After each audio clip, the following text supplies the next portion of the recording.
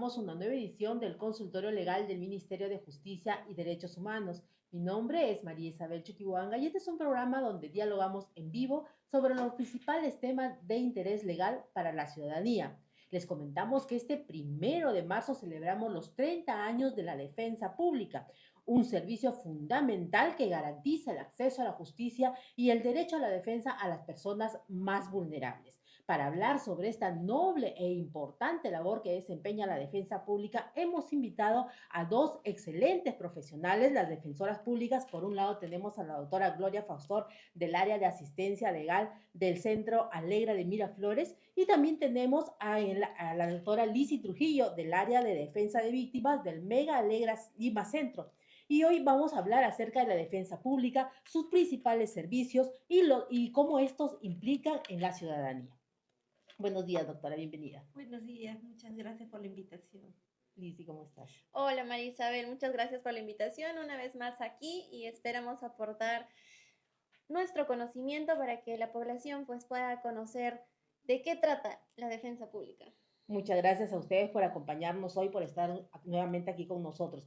Vamos a decirles a nuestros usuarios que por esta semana especial de la defensa pública, porque toda la semana estamos celebrando en los 30 años de la defensa pública, pueden hacer todas las consultas que ustedes crean pertinentes sobre los diferentes temas de pensión a alimentos, violencia familiar, omisión a la asistencia familiar. Todos los temas hoy día son bienvenidos, así que pueden hacer todas sus consultas a través del chat de la transmisión, que nosotros vamos a estar atentos a absolver todas sus consultas. Vamos a conversar con ustedes ahora mientras llegan todas estas preguntas sobre acerca de la defensa pública y cómo este servicio influye en la vida de las personas. Doctora Faustor, cuéntanos cómo se desempeña el área de asistencia legal de la defensa pública a la que usted pertenece. Bueno, muchas gracias por la pregunta, María Isabel. Para empezar un poco a comentarles cómo se desarrolla este servicio del área al cual pertenezco, solamente quiero hacer una breve reseña de que estos 30 años de labor de la defensa pública han sido muy importantes y trascendentales, no solamente a nivel del Ministerio de Justicia, sino también en favor de los ciudadanos. Debo de empezar diciendo de que a nosotros antes nos conocían como los defensores de oficio, ¿no? Los defensores de oficio, incluso inicialmente cuando este servicio se creó, pertenecía o estaba aliado con el Poder Judicial. Luego pasó al Ministerio de Justicia y con el paso del tiempo, en el año 2009, se dio la ley de creación del Servicio de Defensa Pública como tal, y desde entonces somos un servicio bandera del Ministerio de Justicia y Derechos Humanos.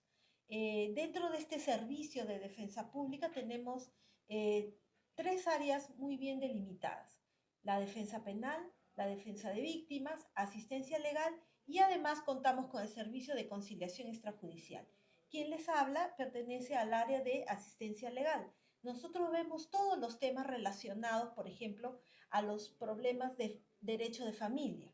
Por ejemplo, nuestro tema bandera también en esta área es el tema de pensión de alimentos, tenencia, régimen de visita, unión de hecho, por ejemplo, también alguna autorización judicial para los niños, niñas y adolescentes.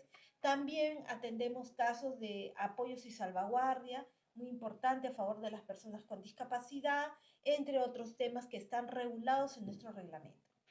Ok, doctora, muy interesante todo, sobre todo porque tiene que ver con un área muy importante para las personas, para los ciudadanos, ¿verdad? Doctora Lizzy, cuéntanos usted cuál es su función en el área de defensa de víctimas. Bien, muchas gracias Marisabel por la pregunta. En efecto, como la doctora Gloria había explicado, son tres áreas, digamos, ¿no?, que son más conocidas dentro de la defensa pública como tal. El área de defensa de víctimas, que es el área a la que yo pertenezco, básicamente se encarga de la defensa de los derechos de la parte agraviada en la comisión de distintos delitos. Claro está que los delitos que nosotros conocemos están limitados, ¿cierto? Por ejemplo, nos encargamos de la defensa de aquellas mujeres o integrantes del grupo familiar que son víctimas de cualquier tipo de violencia. Nos encargamos también de la defensa de los menores de edad que son agraviados En los casos de omisión a la asistencia familiar, nos encargamos de ver negligencias médicas, lesiones leves, lesiones graves, lesiones culposas, homicidio culposo, homicidio calificado. Estamos también participando en sicariato, extorsión, trata de personas, ¿no? Entonces son diversos delitos en los que nosotros participamos y nos encargamos básicamente de defender el derecho a la reparación civil que como parte agraviada tienen las personas que participan en este tipo de procesos, ¿no? Entonces tendremos que fundamentar de manera adecuada el daño civil que se ha producido a la víctima, bueno, agraviado en realidad del delito. Ok, muchas gracias, sobre todo por tomando en cuenta que existen diversas vulneraciones a los derechos humanos de las personas y ellos necesitan acceder a obtener justicia de todas maneras, así no tengan dinero para un abogado particular, ¿verdad? Su labor es muy importante. Como hablaba la doctora, y ustedes antes eran los recordados o abogados de oficio, que hoy son los defensores penales, ¿verdad, doctora? Esta labor, cuéntenos un poco cuál es la diferencia con estos abogados que dedican solamente a la defensa penal de los usuarios. Gracias, María Isabel. Esta es la tercera área que habíamos conversado. Nosotros tenemos colegas que pertenecen al área de defensa penal y básicamente su función es defender a aquellas personas que tienen la calidad de denunciado, de acusado, de sentenciado en los delitos, ¿sí? Es que se encarguen de buscar la inocencia de la persona que están defendiendo, pero también lo pueden hacer, ¿no? Si es que el caso lo amerita, pero tiene una función primordial que es realizar la defensa adecuada de manera que se puedan garantizar los derechos y el debido proceso, ¿no? Para la parte que ha sido finalmente denunciada. Entonces, muchas veces, María Isabel, se tiene una percepción equivocada, ¿no? Que el abogado está defendiéndolo, pese a que sabe que es responsable del delito, pero está buscando su inocencia. Muchas veces no es así. Lo que se está buscando es que se respete su derecho al debido proceso. Entonces, esa es un área muy importante también. Tienen una labor trascendental porque finalmente la Constitución garantiza el derecho de defensa absolutamente a todas las partes que participan en un proceso. Ok, sí, muy importante, sobre todo porque es el derecho a la defensa y el derecho a que el proceso se realice de manera adecuada, ¿verdad? No es para defender así haya cometido un delito, ¿verdad, doctora? Díganos, doctora, usted, las dos, el área de defensa legal como el de víctimas, están más cerca de los ciudadanos porque los orientan, los ayudan y los hacen, les dan una consulta legal de manera gratuita. ¿Y cómo pueden los ciudadanos acceder a los servicios de la defensa pública, doctora Fausto?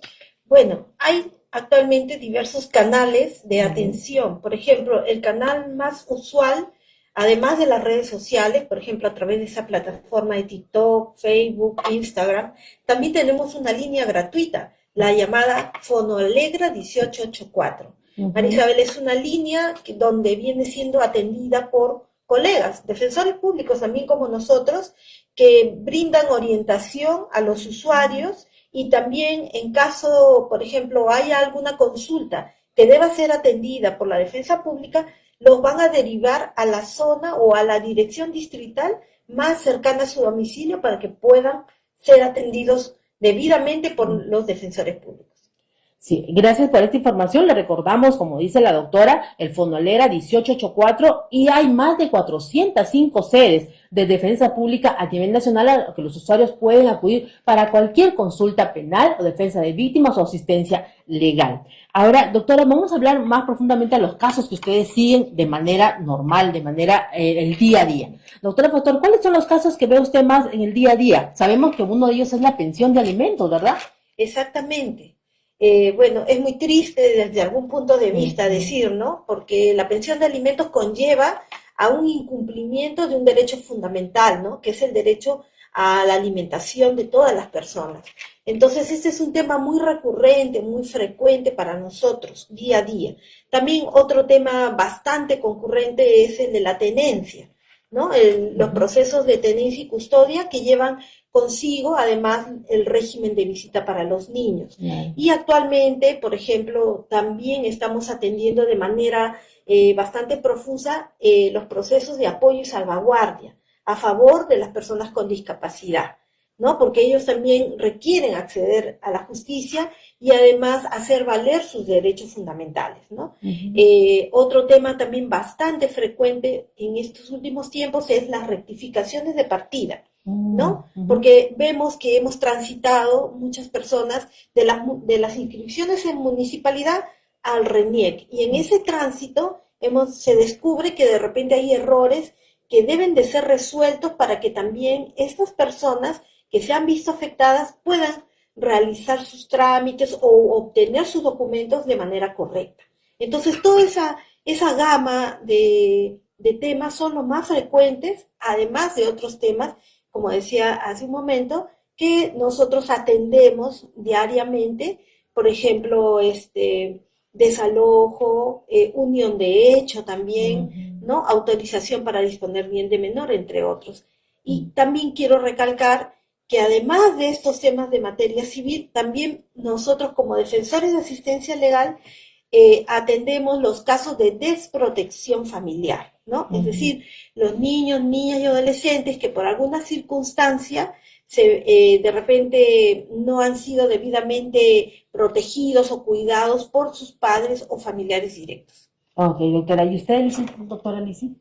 Bien, la mayoría de casos que el área ve y tiene conocimiento son básicamente de violencia contra la mujer y los integrantes del grupo familiar en cualquiera de sus formas. Vemos violencia física, psicológica, sexual, económica o patrimonial también. Eso ya lo hemos conversado en diversos programas, eso es un tema de profundidad. También vemos los delitos de omisión a la asistencia familiar, ¿no? Defendiendo, claro está, al menor que está reclamando estos alimentos que finalmente ya se convierten en delitos. Vemos también casos de lesiones culposas u homicidios culposos en caso de accidentes de tránsito, lesiones que son dolosas, pueden ser lesiones leves, lesiones graves. Estamos también participando y tenemos profesionales especializados en trata de personas. Lamentablemente las cifras de aquellas víctimas de trata de personas se han incrementado potencialmente, entonces necesitamos así también contar pues con la participación de profesionales especializados que a su vez, Marisabel, y aquí si quisiera introducir esta información, los defensores públicos contamos con el apoyo de un equipo multidisciplinario que está conformado por diversos especialistas que tienen conocimiento técnico. Por ejemplo, psicólogos forenses que nos van a ayudar finalmente a analizar, ¿no? Las pericias psicológicas en caso de no sean notificadas, o podemos también solicitarles a ellos que emitan un informe para nosotros tener mayor objetividad en nuestros casos. Entonces, la participación de los defensores públicos se da desde un inicio, desde el inicio de las diligencias preliminares hasta finalmente lograr la ejecución de la sentencia. Pero para serte muy sincera, la gran mayoría de casos que nosotros vemos son violencia y omisión a la asistencia familiar.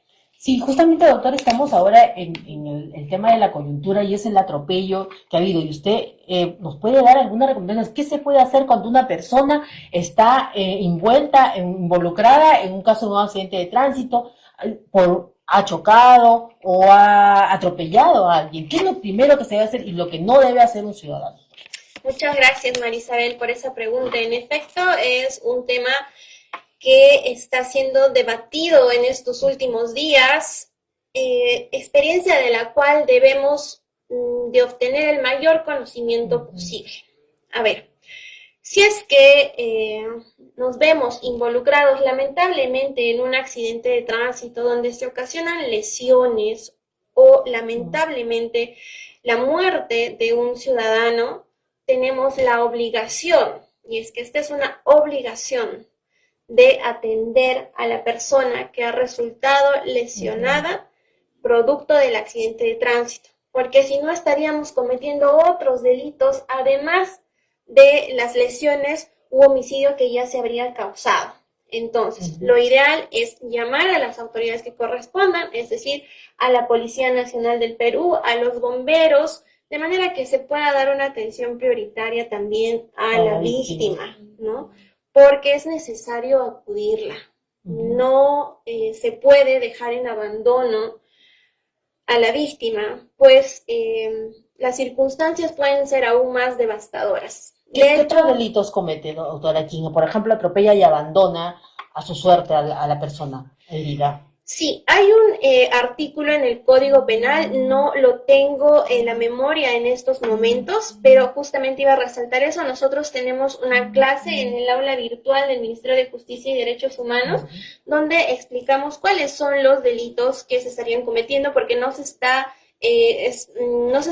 acudiendo, no se está socorriendo a la persona que estaría siendo víctima de este delito, más si es que la persona también estaba manejando en estado de ebriedad. Entonces puede haber un concurso de delitos ahí también, la pena va a ser definitivamente superior y uno tiene que pensar realmente qué es lo que tiene que hacer en ese tipo de circunstancias. Entonces, en estos delitos se suman, ¿verdad? Los delitos en este tipo de casos. Claro. Hay una sumatoria de penas, en todo caso. Depende del concurso que sea, ¿no? Pero ese análisis a profundidad ya lo hace el representante del Ministerio Público, dependiendo de las circunstancias y de los casos en concreto. Ok, y ahora para nuestros usuarios vamos a ir respondiendo algunas de las consultas que ya nos han llegado a nuestro WhatsApp. Vamos a ver el TikTok y vamos a ir respondiendo las consultas que ya tenemos aquí. A ver, Alberto nos dice: doctora, la mamá de mi hija no me deja ver más de 2 años y mi hija pide verme, dice Alberto.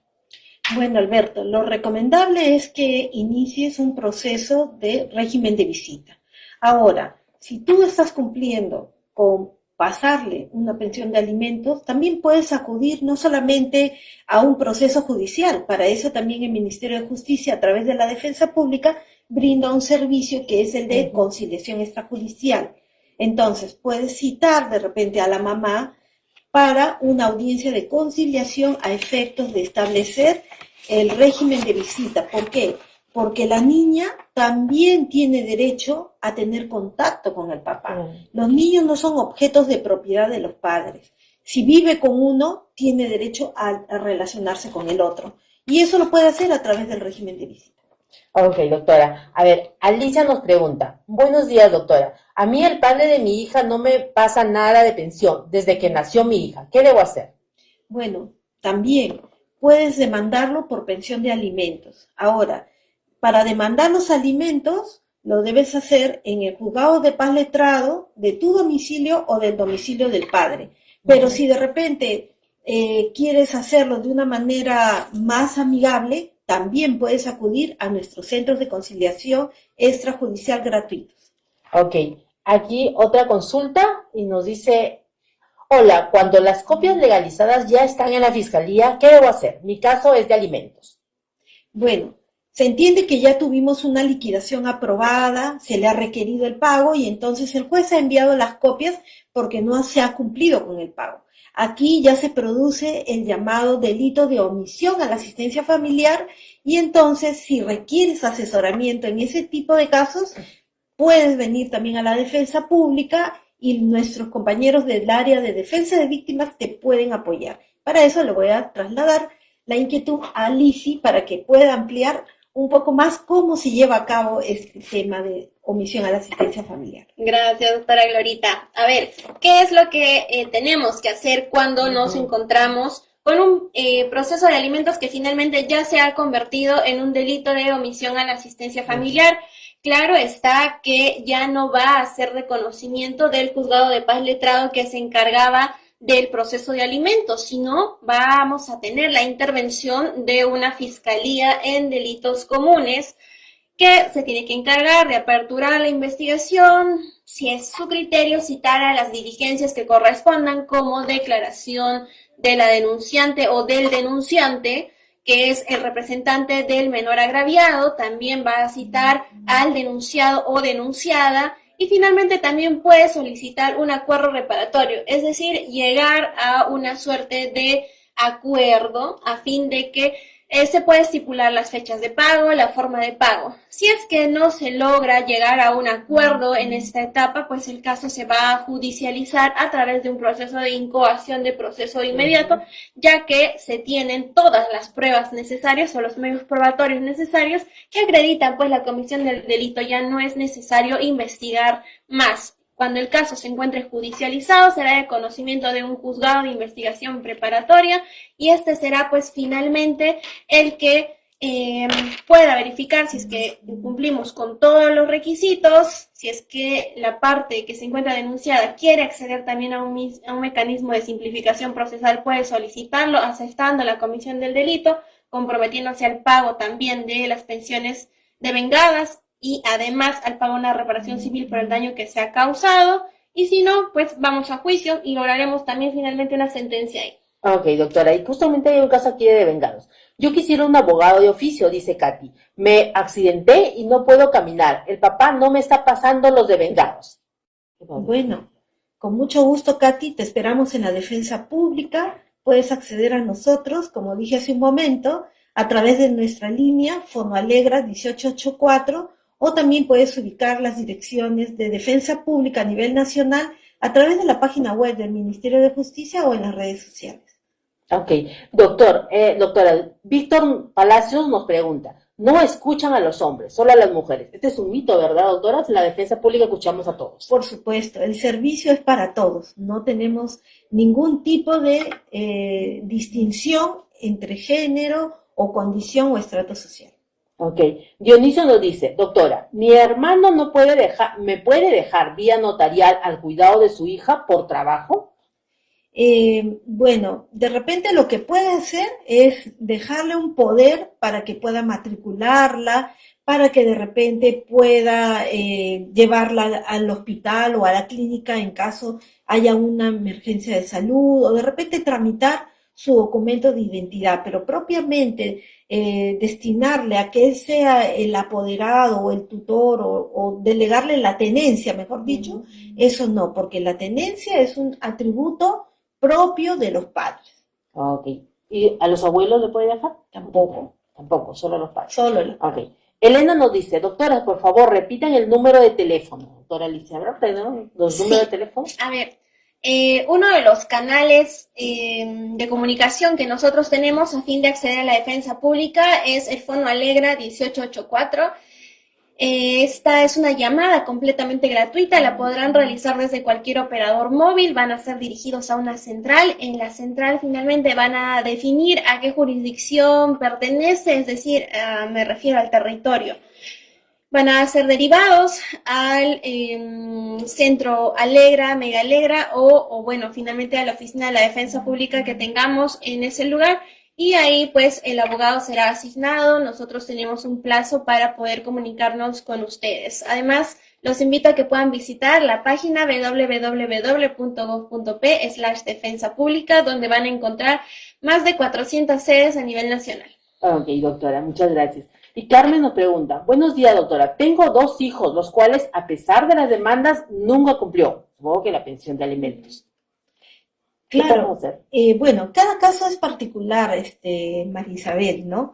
En muchos casos de repente hay problemas con la notificación o de repente puede ser que el juzgado, el Poder Judicial, ¿no? Como sabemos, tiene una alta demanda, alta carga procesal, entonces hay que impulsar el proceso, hay que ir al juzgado, de repente hay que presentar algún escrito de impulso, entonces para ello, si la ciudadana requiere de nuestros servicios, por supuesto, con mucho gusto la vamos a atender.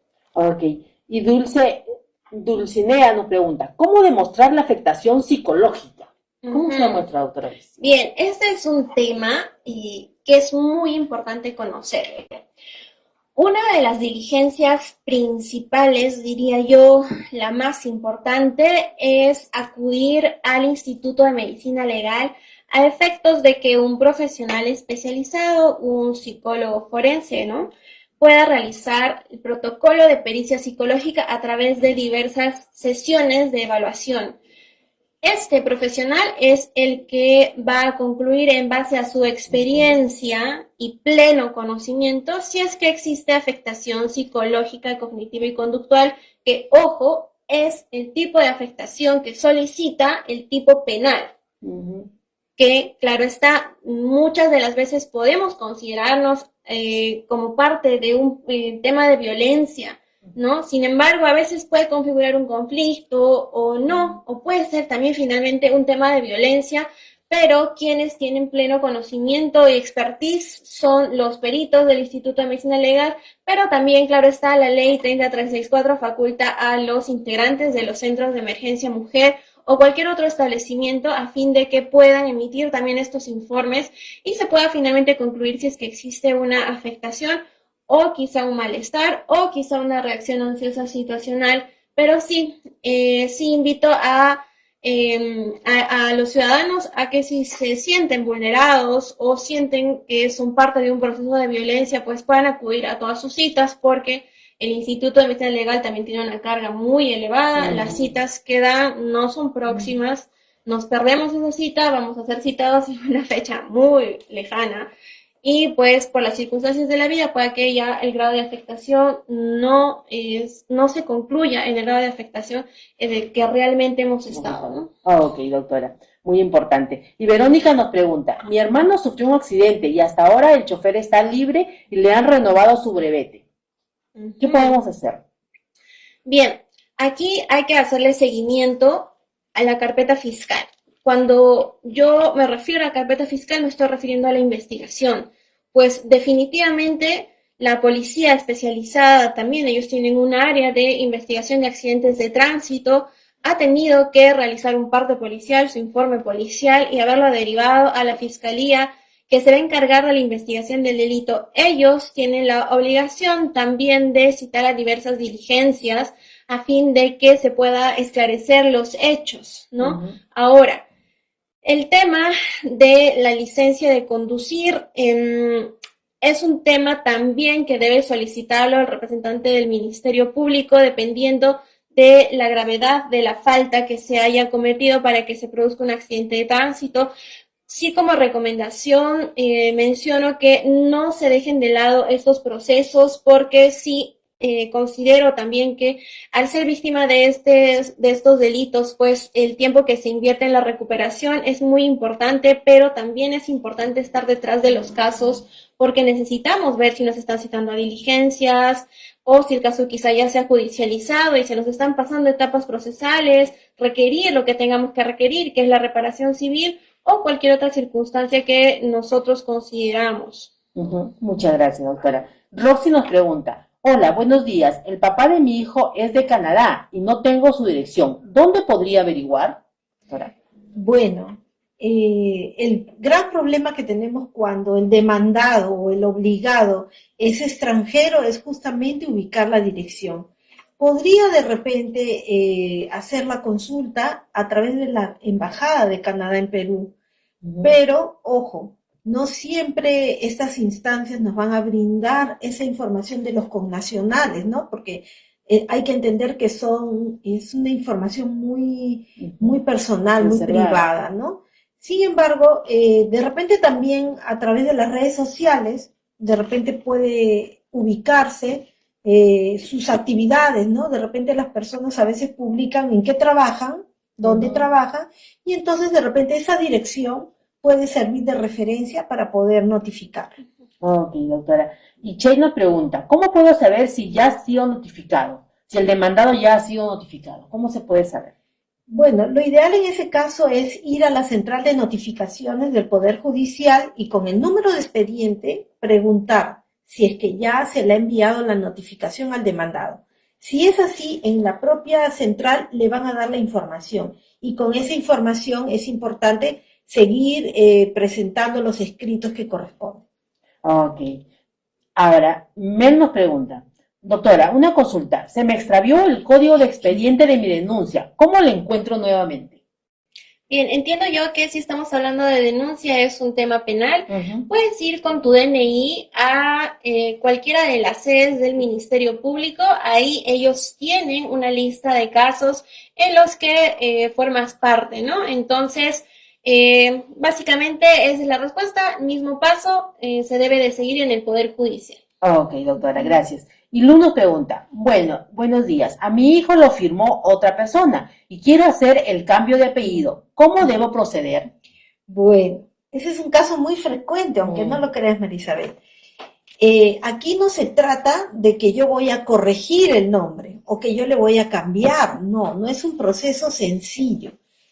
La corrección viene cuando hay un error ortográfico, ¿no? Al momento de la inscripción, pero en este caso no. En este caso lo que va a tener que demandarse, el padre biológico va a tener que demandar una impugnación de paternidad o en todo caso el padre legal, el que ha reconocido, si ya dijo, bueno, yo ya no quiero tener problemas, va a tener que pedir la nulidad del reconocimiento. Pero también ese es un proceso que lo va a tener que resolver un juez de familia. ¿Por qué? Porque el juez de familia tiene que ver que no se afecte también otros derechos de ese niño, niña o adolescente que ha sido reconocido por otra persona. Ujú. Y doctora, ¿cuál es el primer paso que debe seguir esta persona? Ir a algún juzgado, a una fiscalía de frente? Bueno, si requiere de orientación legal para poder explicarle los alcances, puede acudir a cualquiera de nuestras sedes o a la sede más cercana a su domicilio para que los defensores públicos del área de asistencia legal le puedan dar un alcance mayor sobre el tema. Exacto, doctora. A ver, dice, una persona nos pregunta aquí, buenos días, tengo juicio ganado por 400 soles y el papá de mi hijo me hace pagar la mitad de todo. No, a ver, si ya hemos ganado, por decir así, una pensión de alimentos en un monto determinado, Claro. el padre tiene que cumplir con pagar ese monto.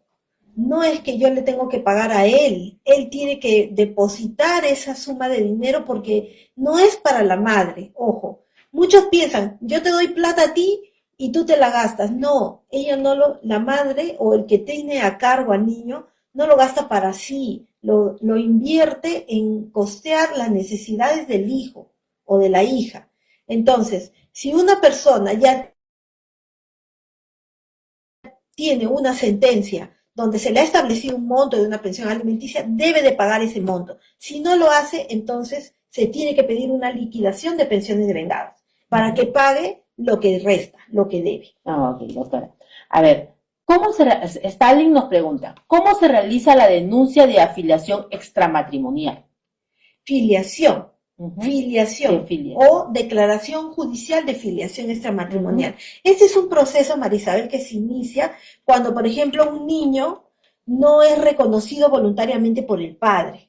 Entonces la madre, ¿qué tiene que hacer? Tiene que iniciar este proceso judicial. ¿Para qué? ¿Cuál es la finalidad de este proceso? Es obtener el reconocimiento de paternidad de este niño o niña, ¿no? Ahora, actualmente, los procesos de filiación extramatrimonial van de la mano con los procesos de alimentos. Es decir, en un solo proceso, en un solo juicio, podemos obtener el reconocimiento de paternidad y la pensión de alimentos. Okay. Para ello puede acudir también a cualquiera de nuestras sedes de defensa pública. Okay. Noemí nos consulta. Cuando el padre ya fue a la cárcel, tiene otro proceso por omisión, es decir, ¿cuenta como antecedente? Sí, en efecto. Estos son casos muy recurrentes, definitivamente, María Isabel. Los sentenciados por omisión a la asistencia familiar esperan básicamente ser capturados por la policía, es decir, no pagan todas las veces que se les requiera. Entonces, sí es importante poner en conocimiento ya el antecedente que ha tenido, ¿no? Si es que ha ingresado a un establecimiento penitenciario justamente porque ya ha sido condenado, ¿no? Porque no es que ingresen a la cárcel en este tipo de procesos con prisión preventiva, ¿no? Omisión a la asistencia familiar, generalmente, por no decir en su mayoría, ya ingresan a la cárcel cuando están sentenciados, es decir, cuando se ha acreditado plenamente su responsabilidad penal. Entonces, sí es importante poner en conocimiento del representante del Ministerio Público a efectos de que éste lo pueda exponer en la audiencia en su siguiente requerimiento. Ok, doctora. A ver, aquí Fernando nos pregunta, doctora, buenas, mi esposa se fue de la casa. ¿Puedo pedir pensión alimentaria?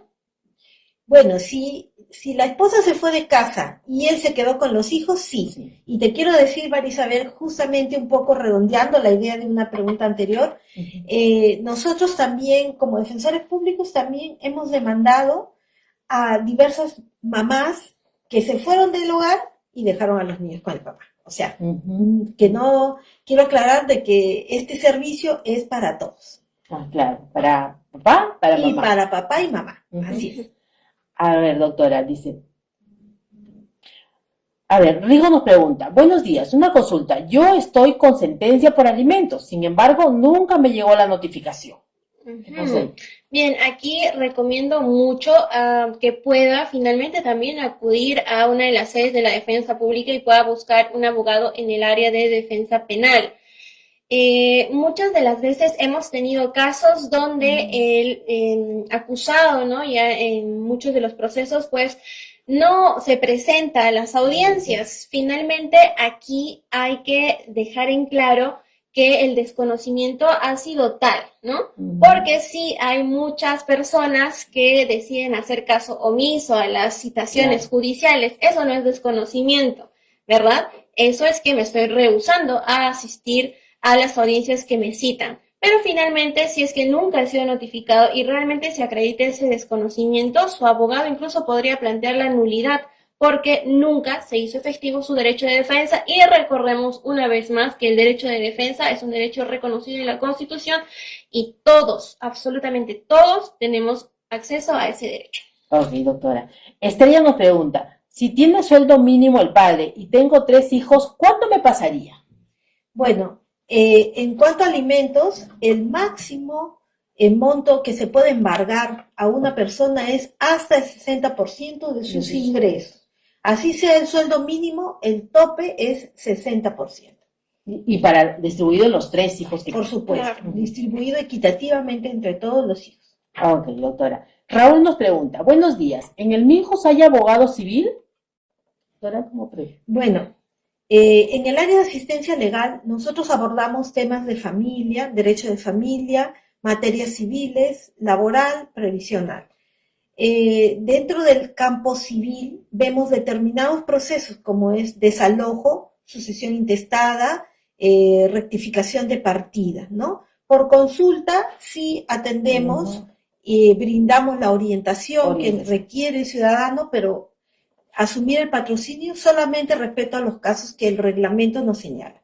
Ok, doctora, muchas gracias. Y acá nos pregunta justamente, dice, ¿cuál es el procedimiento por usurpación de funciones? Bien, a ver, la usurpación de funciones también está calificado como delito, pero no es un delito que nuestro reglamento y nuestras directivas establecen como conocimiento del área de defensa pública, ¿cierto? Puede recurrir finalmente a un abogado particular, pero los abogados de defensa pública no podemos participar en ese tipo de procesos. Nuestro reglamento, nuestras directivas no lo establecen así, pero bueno, el procedimiento básico para realizar una denuncia es a través de las vías que correspondan o la comisaría más cercana o también podrían hacerlo ante la fiscalía que se encuentra de turno. Ok, doctora, muchas gracias. Y aquí Raúl nos dice, ¿ustedes en la vía penal hacen diligencias en preliminar? Sí, la defensa pública participa en todo el proceso. Me refiero incluso en la investigación preliminar, en la investigación preparatoria, en la etapa intermedia, en el juicio oral, en la apelación, hasta lograr la ejecución de la sentencia. Generalmente las diligencias en investigación preliminar son básicamente declaraciones, ¿no? Son las diligencias más urgentes. Sí, participamos. Sagitario nos pregunta, una consulta, ¿puede tener solo mi apellido mi hija o es necesario el apellido del padre? Nos pregunta Rosa. Bueno, acá tenemos encima de la mesa el llamado derecho a la identidad. En base a este derecho, todo niño o niña debe tener un nombre o un prenombre y el apellido tanto del padre como de la madre. Al momento que la madre se acerca a RENIEC a inscribirla, el registrador le va a preguntar cuál es el apellido del padre o quién es el presunto padre. Muchas veces las madres no lo revelan por alguna situación determinada, pero ello no invalida que lleve los apellidos de la madre. ¿Por qué? Justamente por este llamado derecho a la identidad. Ok, doctora. Y aquí Grecia nos pregunta, disculpe, ¿cuáles son los requisitos para una conciliación? Bueno, si por ejemplo estamos hablando de una conciliación para ver temas de familia, llámese alimentos, tenencia, régimen de visita, básicamente lo que se requiere es la copia del DNI del solicitante, la copia de las partidas de nacimiento de los hijos y también las copias de los DNI de los niños, ¿no? Con estos documentos básicos pueden solicitar la audiencia de conciliación. Ok, y aquí una pregunta relacionada también. Nos dice, buenos días, si voy a su sede de conciliación, ¿pueden asesorarme para solicitar tenencia compartida? Bueno, el asesoramiento no se lo va a dar propiamente la conciliadora, pero sí el abogado del área de asistencia legal. Ok, entonces podría ir mejor al área a una sede de la defensa pública directamente. Claro, lo recomendable siempre es que antes de ir a un proceso conciliatorio, primero uno se asesore. ¿Por qué? Claro. Porque tiene que saber cuáles son los derechos que le asiste y de repente de qué manera es que debe de solicitar estos derechos. Ok, doctora. A ver, vamos a ver. Dice, Elizabeth dice, doctora, ¿qué hago? Yo compré un carro con mi pareja, pero él se fue llevando mi carro y lo pagó al banco. ¿Qué puede hacer? Bueno, esto se trata de una unión de hecho y se trata de que es un bien común. Entonces, los convivientes, cuando adquieren bienes, estos bienes siguen la misma suerte o tienen la misma condición de los bienes que adquieren las personas casadas. Claro. Entonces, quiere decir que ese es un bien común entre ambos. Lo que le recomendaría a la señorita que nos consulta es que inicie su proceso de unión de hecho para que pueda ella, obtener o recuperar los derechos que le corresponden. De repente, además del carro, hay otros bienes. Claro, otros bienes. Entonces, para que también no haya un aprovechamiento de parte de la otra persona. Ok. Raúl dice, si en la vía penal me quiero constituir como actor civil, ¿Alegra también brinda asesoría? Por supuesto que sí. De hecho, es una de las principales actuaciones que debe de realizar un defensor público de víctimas. ¿Por qué? A ver, María Isabel, aquí te explico en palabras muy sencillas. Una persona puede ser agraviada de un delito si le asisten determinados derechos estipulados en el Código Penal también.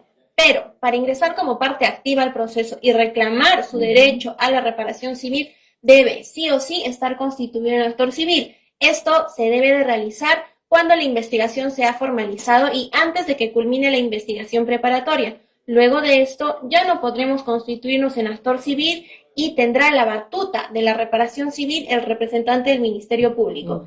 Tenemos que participar y tenemos que presentar nuestra constitución en actor civil. Ok, en todo caso, pues si quiere asesoría, que acuda a la defensa pública, que ahí van a brindar todos los datos. A ver, otra pregunta aquí nos dice, el papá no me pasa la pensión, mi hija tiene 18 años, es universitaria, me divorcié. ¿Qué puede hacer, doctora? Bueno, si el proceso lo inició cuando su hija era menor de edad y ahora ya cumplió la mayoría de edad y el padre además no cumple con pagar la pensión, pues aquí esta hija que ya cumplió mayoría de edad tiene que incorporarse al proceso como parte activa, como parte demandante. ¿Por qué? Porque ya la mamá cesó su representación y si hay pensiones que no se han pagado oportunamente, esta hija al momento que ingresa al proceso puede solicitar la liquidación de devengados. Y más aún si la hija estudia, ¿verdad? Por supuesto. El padre está obligado a seguirle pagando la pensión. Así es, una precisión muy importante al respecto es que los hijos mayores de edad que se encuentren siguiendo estudios superiores de manera satisfactoria tienen derechos a seguir siendo asistidos por una pensión. Ahora, al respecto, ¿qué se entiende por estudios superiores? No solamente son estudios universitarios, también pueden ser estudios a nivel técnico. Ok. Y también con notas, dice, satisfactorias, quiere decir notas aprobatorias. Ya hay jurisprudencia, basta jurisprudencia al respecto. Ok, doctora. A ver, aquí Sammy nos hace una consulta. Buenos días, soy gestante y no renovaron mi contrato CAS. ¿Hay una ley que me ampare? Bueno, la mujer embarazada es una persona en condición de vulnerabilidad, entonces ella puede, digamos, demandar a la entidad o a la empresa que no le ha renovado por esa condición, porque podríamos inferir de que existe una discriminación hacia ella como mujer, más aún encontrándose en estado de gestación. Ok. ¿Puede tener asesoría nuestra? Sí, por supuesto, puede también acudir a nuestras sedes de defensa pública a nivel nacional. Ok. María nos pregunta, yo tengo 2 hijos de 19 y 15 años. Yo recibo lo que él me da cuando quiere darme. Tiene 2 hijos más. ¿Qué podemos hacer, doctor, aquí? Bueno, si el señor hay una pensión, el obligado no cumple, pues hay que solicitar la liquidación de devengados. Ojo, en este caso concreto, el hijo mayor ya cumplió mayoría de edad. Entonces, esta mamá tiene un hijo mayor y un hijo menor. Ella todavía representa al menor, pero respecto al hijo mayor, tiene que apersonarse al proceso y conjuntamente con la mamá tendrán que pedir la liquidación de devengados. Ok, doctora. Vanessa nos pregunta, si necesito un abogado, ¿dónde puedo ir? Recordemos, doctora, nuestros servicios. Claro que sí, muy importante y por favor tomen bien en cuenta. El Servicio de Defensa Pública es un servicio gratuito del Ministerio de Justicia y Derechos Humanos dirigido a las personas de escasos recursos económicos o que se encuentren en condición de vulnerabilidad. Nos encuentran distribuidos a nivel nacional y pueden ubicarnos a través de las redes sociales, a través también de la página web del Ministerio de Justicia y en la línea Fono Alegra 1884, donde van a ser atendidos por un profesional. Ok, doctora, Katy nos pregunta, mi ex cuñada no me deja ver al bebé, siempre tiene una excusa. ¿Qué hacer? ¿A dónde ir? Bueno, en ese caso tendría que solicitar de manera conjunta, tal vez con el papá, el régimen de visita, ¿no? ¿Por qué? Porque ahora el régimen de visita no solamente se limita a los padres, también se extiende, por ejemplo, a los abuelos, a los tíos, a los primos. ¿Por qué? Porque la norma nos habla de que el niño tiene derecho a gozar de un entorno familiar que le proporcione cariño, estabilidad emocional, que influya en un adecuado desarrollo. Entonces, bajo estas premisas, claro, los tíos, los abuelos pueden también solicitar el régimen de visita. Ok, vamos a ir contestando. Tenemos muchas preguntas aquí, lo más breve posible para poder responder todas. A ver, doctora, una doctora nos pregunta, si hay una sentencia y no cumple, ¿qué procede? Depende en realidad de qué sentencia estamos hablando. Si es una sentencia de alimentos, ya sabemos que procede la liquidación. Si es una sentencia en el ámbito penal, pues necesitamos el abogado para que se encargue de la ejecución de la sentencia y requiere el pago de la reparación civil o, bueno, lo estipulado en la sentencia. Ok. Ella nos pregunta, buenos días, tengo mi juicio ganado de pensión de alimentos, pero no me deposita completo, solo el 10%. Bueno, tiene que hacer su liquidación de devengados porque si le está depositando una suma menor a lo sentenciado, tiene que pagarle la diferencia. Ok, doctora. A ver, Edith nos pregunta, ¿cómo sacar el DNI si cuando nació mi bebé no pusieron mi DNI? Bueno, eso es un trámite que tiene que realizar ante RENIEC, una corrección. Una corrección a RENIEC, ¿verdad? Sí, exacto. Exacto. A ver, Lorena nos pregunta, ¿cómo son las preguntas en cámara GESEL por alienación parental, mamá a hija? Bien, este es un tema delicado, ojalá que podamos tener mayor tiempo uno de estos días, pero básicamente la alienación parental, a criterio mío, sí estaría calificado como violencia psicológica hacia el menor agraviado, pero depende mucho del criterio de los representantes del Ministerio Público. ¿Cómo son las preguntas? Recordemos que una cámara GESEL es un ambiente donde solamente se encuentra el menor agraviado y la psicóloga que se va a encargar del desarrollo de la cámara GESEL y posterior evaluación psicológica. Las preguntas son acorde a la edad del menor. Básicamente se le pregunta con quién vive, si es que alguien le ha dicho lo lo que tiene que mencionar en la cámara GESEL y qué es lo que estaría pasando, ¿no? Si sabe por qué está presente en la cámara GESEL. Ok, doctora. A ver, una consulta aquí nos dice, me establecieron una pensión de alimentos y me entero que no soy el padre, ¿no? ¿Qué sucede con la pensión? Bueno, si mientras que no exista una resolución que deje sin efecto esa pensión, pues va a tener que seguir cumpliendo. Y si él no es el padre, pues tendrá que hacer su proceso de repente de impugnación de paternidad o de nulidad de reconocimiento. Pero desde que empieza el proceso, o sea, ya no puede, no paga o puede seguir pagando hasta que salga la resolución. No, es que tiene que seguir cumpliendo con la pensión de alimentos hasta que no haya la sentencia que establezca que él no es el padre. Ok, claro, doctora. Leonardo nos pregunta, hola, el padre de mi hija me amenaza, me manda audios, ¿qué puedo hacer? Hola, Leonarda. A ver, aquí lo que tienes que hacer es almacenar todos esos audios, almacenar todos esos medios probatorios, porque finalmente van a darle mayor objetividad al caso y denunciar ante la comisaría más cercana o a una fiscalía especializada en violencia o también al Poder Judicial a efectos, pues, de que se pueda aperturar una investigación por violencia contra la mujer por su condición de tal. Ok.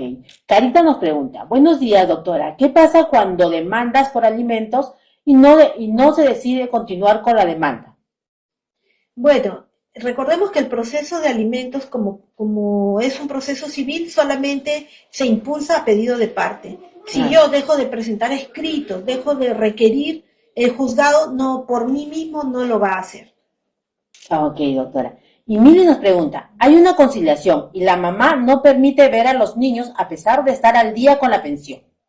Bueno, ahí entonces la parte afectada, que sería el padre, tiene que demandar la ejecución del acta en el extremo del incumplimiento del régimen de visita. Ok, bien. Ahora dice, Lian nos pregunta, buenos días, si ya ha realizado la liquidación de devengados y aún así no cumple con el pago, ¿qué sigue? Bueno, si pese a los requerimientos del juzgado no se cumple con el pago, esto va a derivar en algún momento en el delito de omisión a la asistencia familiar y va a conllevar a que el juez mande las copias a la Fiscalía Penal correspondiente. Doctora, ella nos pregunta, hijos mayores con familia que cobran retención judicial, ¿cómo se levanta porque perjudica a la otra parte? Bueno, si el hijo ya cesó en su estado de necesidad, ¿no? Porque se le sigue pasando la pensión siempre y cuando si es mayor de edad, siempre y cuando esté estudiando. Pero si cesó su estado de necesidad, pues tiene que pedir la exoneración de la pensión alimenticia. Eso es un proceso judicial que tiene que iniciar en juzgado para letrado. De para letrado. Aquí se cobran retención judicial. Eso claro, exactamente. A ver, vamos a contestar otra consulta. Aquí dice, Yuri nos pregunta, quiero pasar manutención a mi hijo y la mamá no desea sacar la cita del Banco de la Nación, solo que yapee. La cuenta no debe ser la cuenta. La cuenta, sí. Bueno, si la madre no saca la cuenta, lo importante es que él cumpla.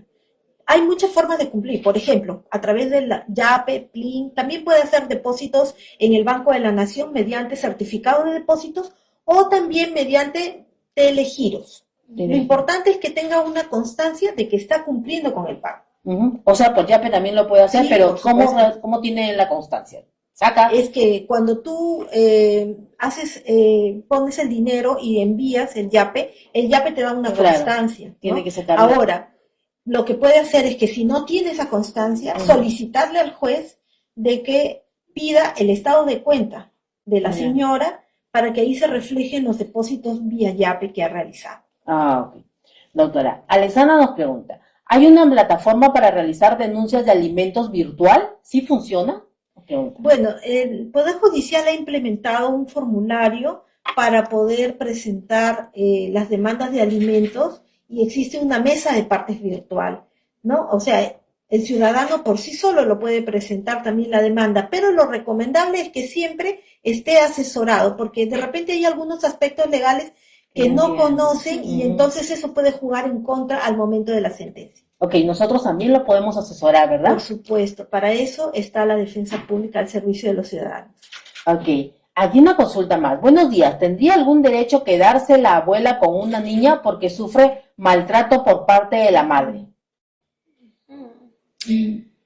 A ver, hay que desglosar en realidad, porque si estamos hablando de un tema de violencia de parte de la mamá, a ver, la persona que es testigo de un hecho de violencia puede denunciar, por supuesto que puede hacerlo, tanto más si se trata de un hecho en agravio de un menor de edad. Entonces, si es que únicamente me estoy basando en el tema de maltrato, puede hacerlo, puede acudir a la comisaría más cercana y poner en conocimiento que el menor estaría siendo vulnerado. Pues, ¿no? Ujú. Ok. Y la abuela podría pedir en ese caso la tenencia. Entiendo yo que siempre y cuando exista una medida de protección, ¿no? Claro. Donde se acredite, pues finalmente, bueno, no necesitamos acreditar aquí, ¿no? En este aspecto, pero donde el juzgado finalmente establezca, ¿no? Que el menor está siendo vulnerado. Entonces, entiendo yo que ahí los doctores de asistencia legal podrían utilizar esa herramienta para, pues, solicitar lo que corresponda. Ok, Claro. doctora. Exacto. Joanny nos pregunta, ya, buenos días, en el Centro Alegra, ¿me pueden ayudar a hacer una demanda de alimentos y tenencia? Por supuesto, claro que sí.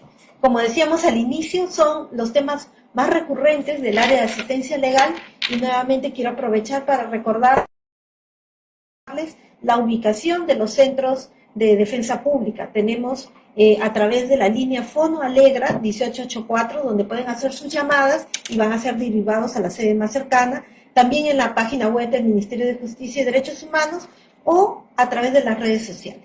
Ok, doctora. Y Lian nos dice, buenos días, si ya se realizó la liquidación de devengados y aún así no cumple con el pago, ¿qué sigue, doctora?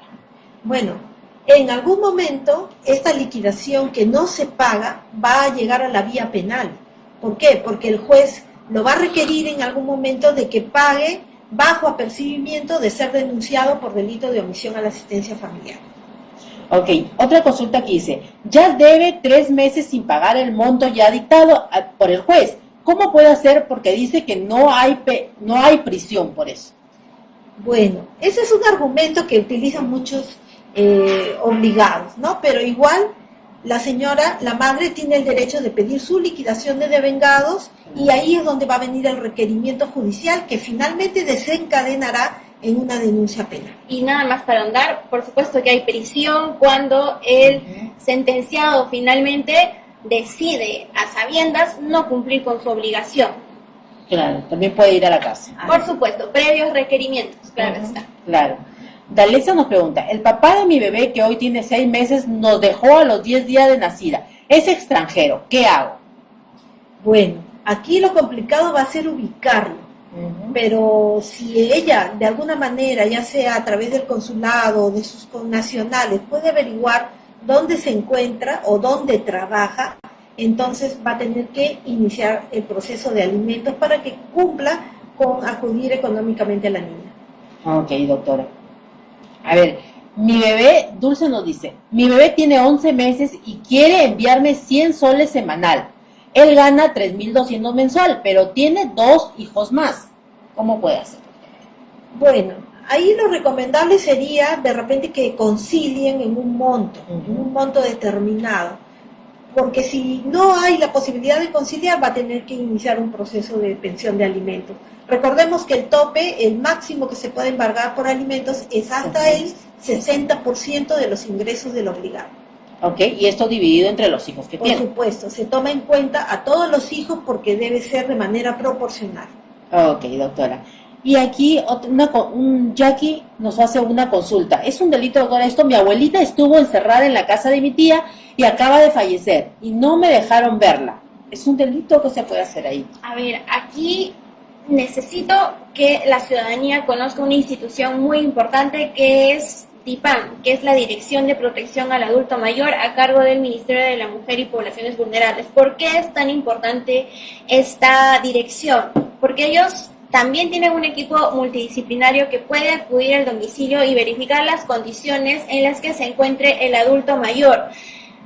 Uno es eso, pero nosotros también, si es que tenemos algún tipo de evidencia de que el fallecimiento se ha dado por descuido o por negligencia de una de uno de los cuidadores, por supuesto que podemos denunciar, y esto se llama violencia física por negligencia, que sí está estipulado en nuestra ley y tenemos derecho pues nosotros a reclamar y acceder a la justicia, esclarecer los hechos también. Ok, doctora. Y Mariana nos pregunta, doctora, ¿a dónde acudir para pedir mi declaración de vengados? Bueno, es importante nuevamente recalcar que puede acudir a cualquiera de las sedes de defensa pública a nivel nacional, sobre todo la que sea más cercana a su domicilio. Para ello, ingresen a la página web del Ministerio de Justicia y Derechos Humanos o también a través de la línea Fonoalegra 1884. Ok, doctora. Y Ana María nos pregunta, buenos días, mi hija tiene una conciliación con el padre de mi hijo. Él cumple económicamente, pero no lo ve. Bueno, esa es una situación que es muy cotidiana, pero lamentablemente no se puede obligar a la persona a visitar al niño. No podemos. Es derecho del padre y derecho del niño, pero no se puede obligar a que se cumpla. Ok, doctora. Si hemos conciliado y ha depositado a una cuenta del BCP, ¿está bien o tiene que ser a una cuenta del Banco de la Nación? No necesariamente tiene que ser en el Banco de la Nación. Lo que pasa es que el Banco de la Nación es la cuenta que se apertura por orden judicial.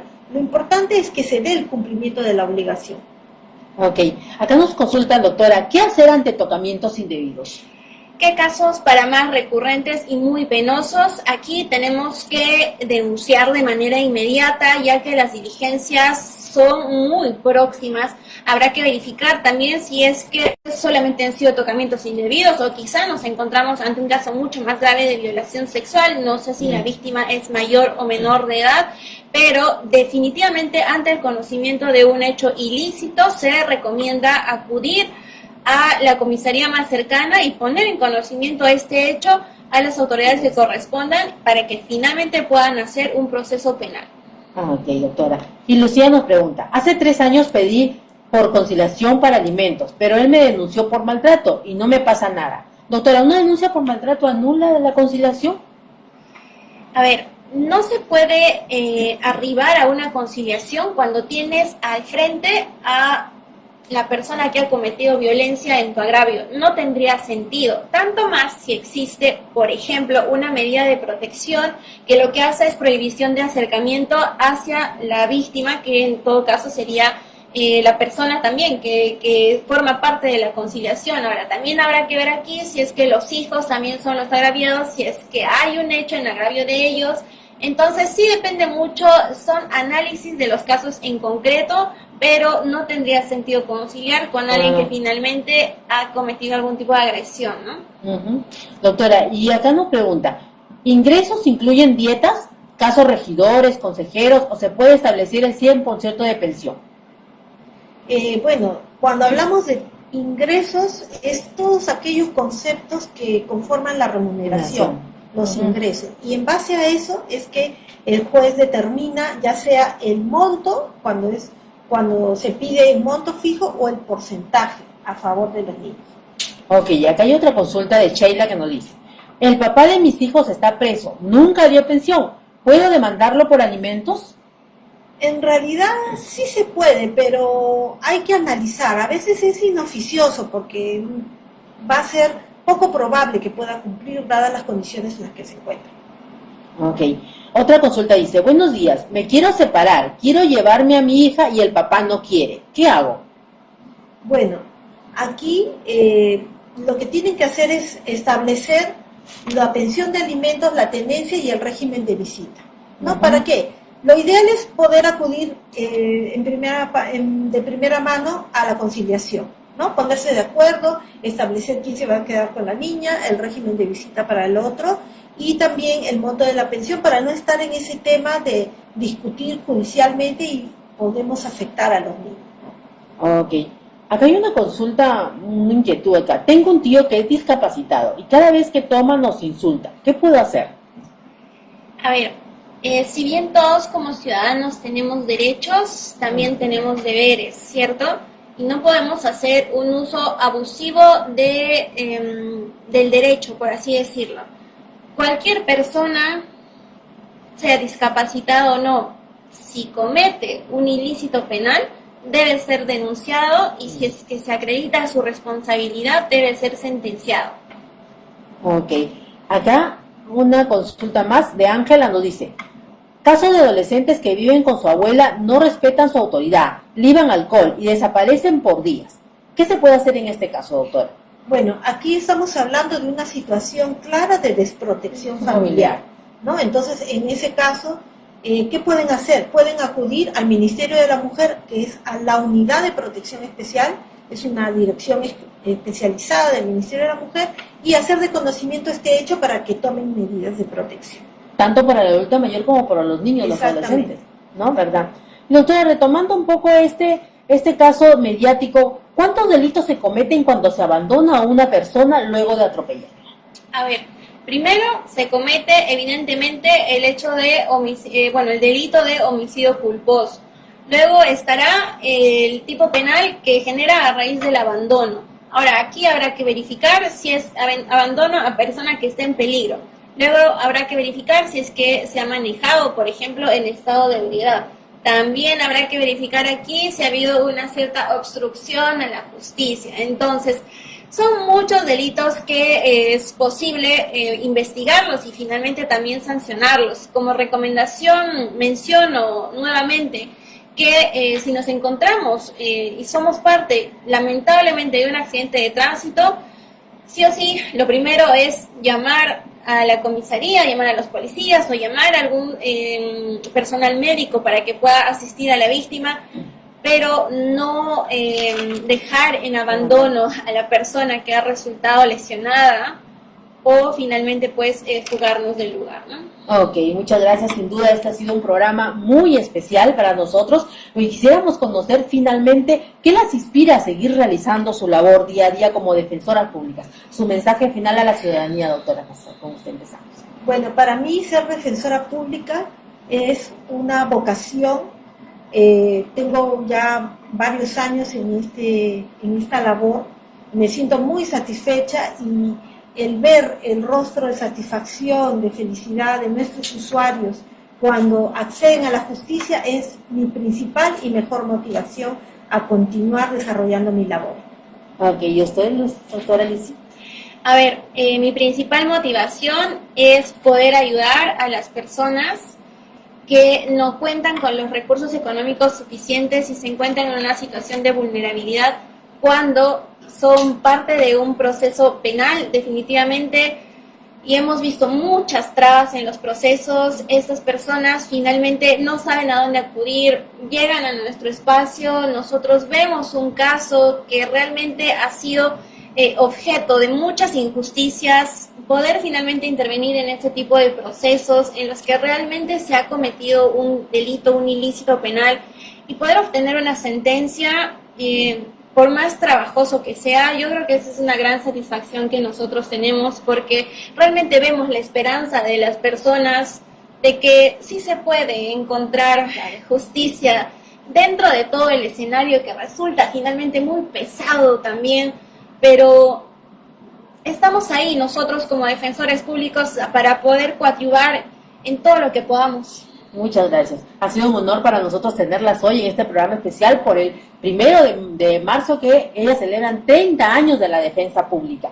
Culminamos el programa no sin antes recordarles que el Ministerio de Justicia y Derechos Humanos pone a disposición de toda la ciudadanía todos los canales de atención de la defensa pública a nivel nacional, a través del Fondo Alegra 1884 y también a través de las más de 405 sedes que ya tiene la defensa pública a nivel nacional. Para encontrar la dirección más cercana a su domicilio y obtener asistencia legal gratuita presencial, pueden acudir a la página web www.gov.p/defensa pública. También les comentamos que este programa y todas las preguntas y las respuestas que ha tenido el programa a lo largo de la hora que hemos estado aquí, pueden volverla a ver a través de nuestro canal de YouTube, @MinjusTV. De esta forma pueden volver a escuchar nuevamente todo el programa. También les comentamos que el consultorio legal está también a través de la televisión, la señal abierta de TV Perú. Los defensores públicos pueden responder también todas sus consultas a través de toda la defensa legal, a través de la